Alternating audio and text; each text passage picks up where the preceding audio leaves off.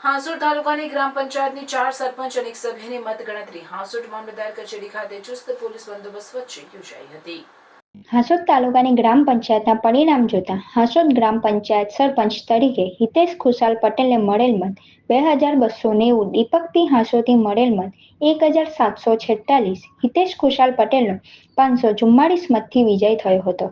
Hansot ward number 8 માટે 3 સભ્યો મલેક મસૂદ ઉસ્માન 134 મત, શેખ મહેમૂદ ગુલામ રસૂલ 113 મત તેમજ શોએબ ઉસ્માન 84 મત મળ્યા હતા, જેમાં મલેક મસૂદ ઉસ્માનનો 21 મતથી વિજય થયો હતો। તો બાલોદા ગ્રામ પંચાયત સરપંચ પદમાં સુરેશભાઈ કેશવભાઈ પટેલ 529 મત, ગિરીશ કુમાર ચીમનભાઈ પટેલને 498 મત મળતા સુરેશભાઈ કેશવભાઈ પટેલનો 31 મતથી વિજય થયો હતો।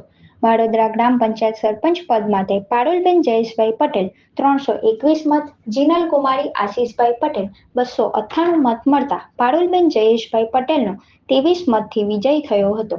ડુંગરા ગ્રામ પંચાયત સરપંચ અઝરુદ્દીન નિઝામુદ્દીન મલેકને 195 મત, મોહમ્મદ શાહિદ હનીફ મલેકને 135 મત મળતા અઝરુદ્દીન નિઝામુદ્દીન મલેકને 60 મતથી વિજય થયો હતો। આજે હું 544 મતથી વિજય થયો છું।